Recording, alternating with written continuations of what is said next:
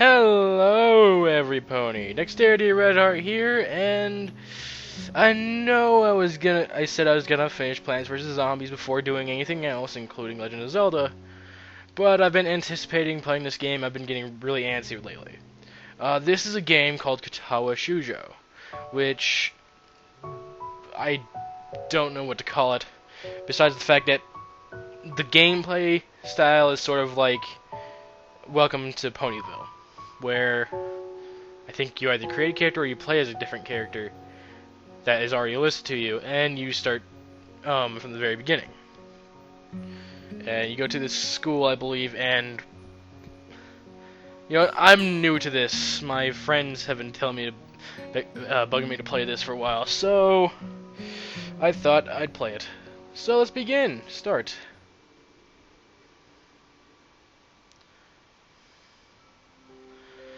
A light breeze causes the naked branches overhead to rattle like wooden wind chimes. This is a popular retreat for couples in the summer. The deciduous trees provide a beautiful green canopy, far out of sight of teachers and fellow students.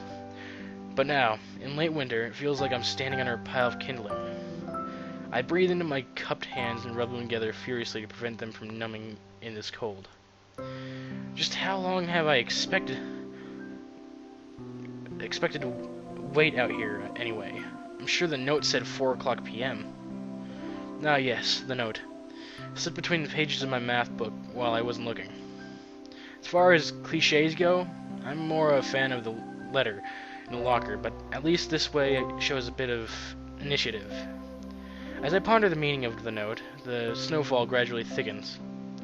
Snowflakes silently falling from the white painted sky are the only sign of time passing in this stagnant world. Their slow descent upon the frozen forest makes it seem like time is slowed to a crawl.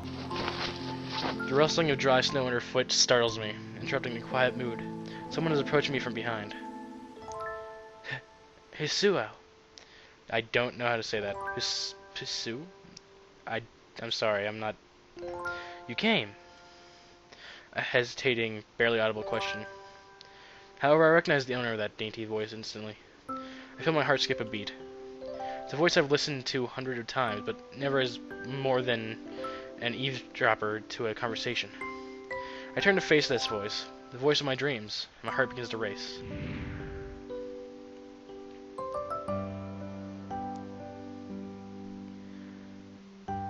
Iwanako? I got a note telling me to wait here. It was yours? Damn it. I spent all afternoon trying to come up with a good line, and that was the result? Pathetic. Yes. I asked a friend to give you that note. I'm so glad you got it. A shy, joyous smile that makes me so tense I couldn't move a single muscle even if I tried.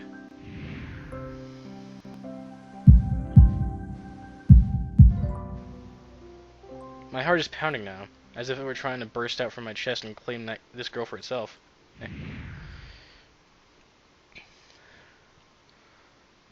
So, here we are, out in the cold. Once again, the wind stirs up the branches. The cacophonious noise is music to my ears. Iwanaka flinches ever so softly against the gust of wind. As it passes, she rights herself, as if supported by some new confidence. Her eyes lock with mine, and she lazily twirls her long dark hair around her finger. All the while, the anxious beating of my heart grows louder. My throat is tight. I doubt I could even force a word out of it if I tried. You see, I wanted to know if you'd go out with me. I stand there motionless, save for my pounding heart. I want to say something in reply, but my vocal cords feel like they've been stretched beyond the breaking point. Hisao? I can't say that, Hisao. I reach up to try to massage my throat, but this only sends spikes of blinding pain along my arms. Hisao! I can't say that name. My whole body freezes, save for my eyes, which shoot open in terror.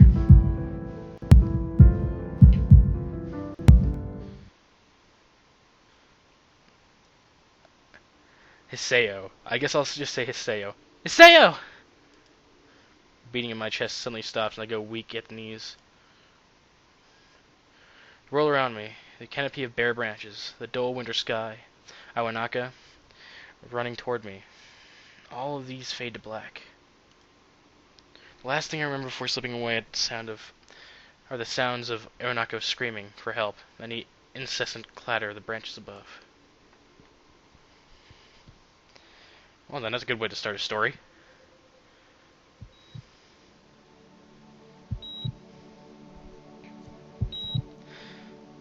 Four Leaf Studios presents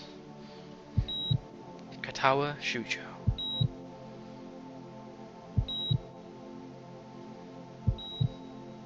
Inspiration? Writing Anonymous 22 or I'm not gonna say all these, forget it.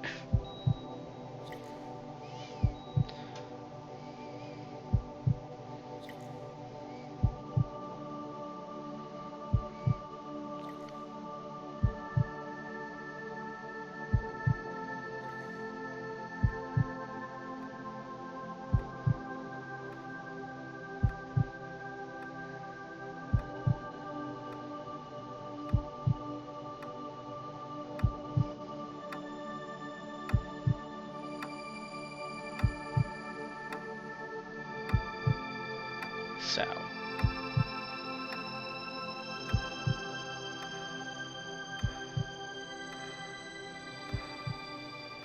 I'm trying to run his name off the top of my tongue in different ways.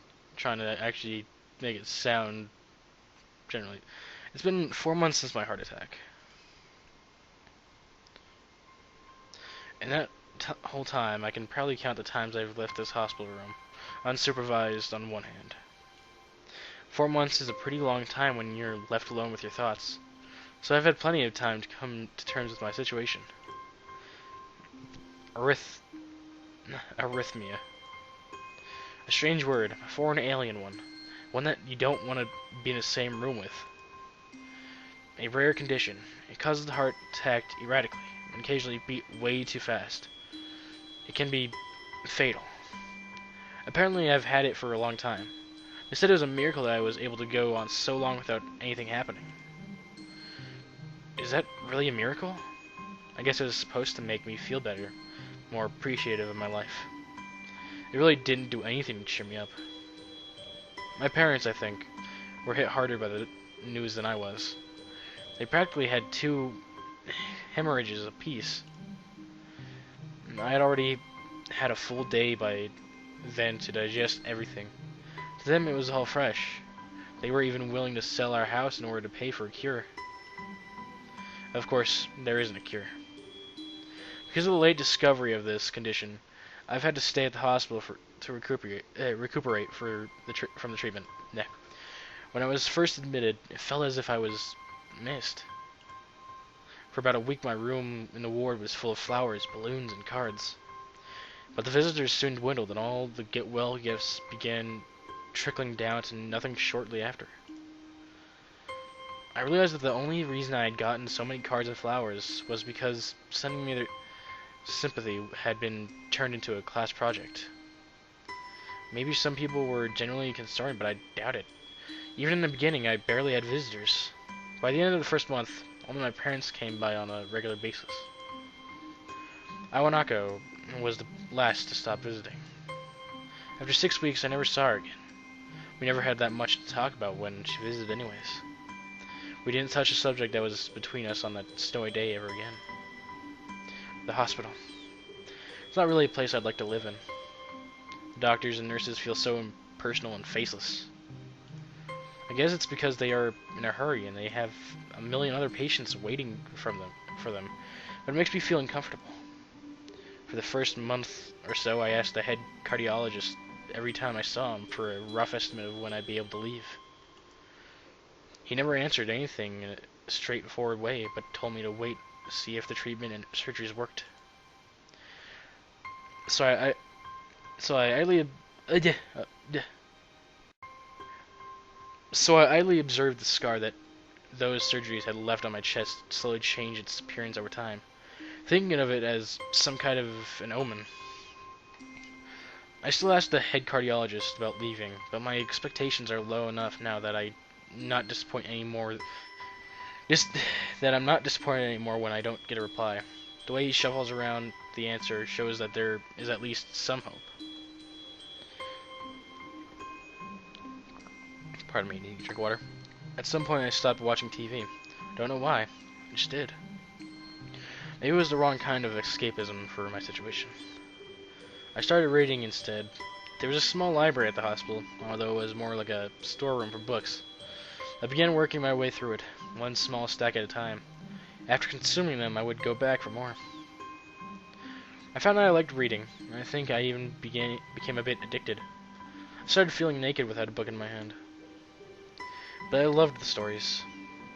That was what my life was like. The days became increasingly harder to distinguish from each other, differing only by the book I was reading and the weather outside. It felt like time blurred into some kind of gooey mass.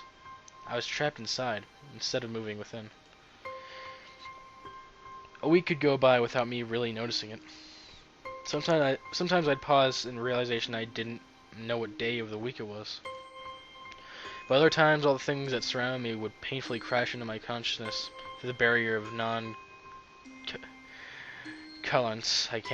I'm sorry, I have never read that word before. I'd set up for myself. Nonchalance, there we go. I'd set up for myself. The pages of my book would start to feel sharp and burning hot, and heaviness in my chest would become so hard to bear that I had to put the book aside and just lay down for a while, looking at the ceiling as if I was going to cry. But that happened only rarely. And I couldn't even cry. Today the doctor comes in and gives me a smile. He seems excited, but not very. It's like he is trying to make an effort to be happy on my behalf. My parents are here. It's been a few days since I've last seen them. Both of them are even sort of dressed up.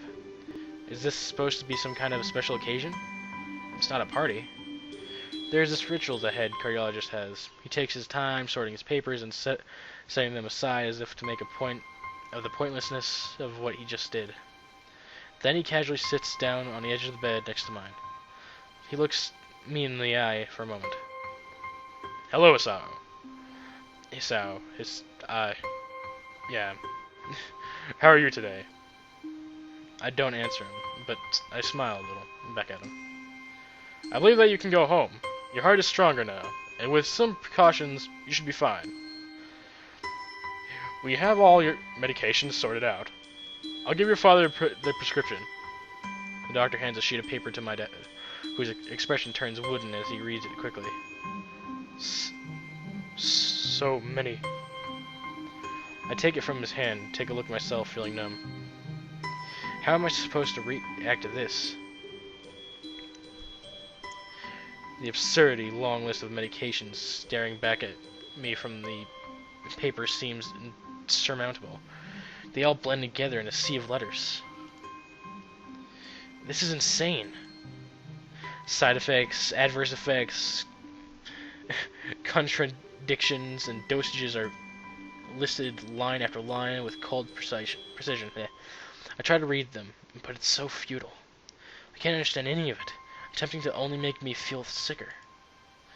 All this for the rest of my life? Every day? I'm afraid that is the best we can do at this point. However, new medications are always being developed, so I wouldn't be surprised to see that list fade over the years. Years? What kind of confidence booster is that? I'd have felt better if he hadn't said anything at all. Also, I've spoken to your parents, and we believe that it would be best if you don't return to your old school. What? Please calm down, Hisao. Damn it. Please calm down, Hisao. Listen to what the doctor has to say. Calm down? The way he says it tells me he knew full well that I wouldn't like it. Am I going to be homeschooled? Whatever my concern shows, it's ignored. We all understand that your education is paramount. However, I don't think that it's wise for you to be without supervision. At least not until we are sure that your medication is suitable. So, I've spoken to your parents about a transfer. It's a school called Yamaku Academy. that specialize in dealing with disabled students. Alright, so I'm going to have to stop it right here for this video. I know this is very slow at the beginning, but apparently it's good later on. So, if you liked the video and leave a like, add to your favorite, subscribe for more. As always, leave your suggestions and amazing comments in the comment section below. Thank you all for watching. Big Stereo Red Heart.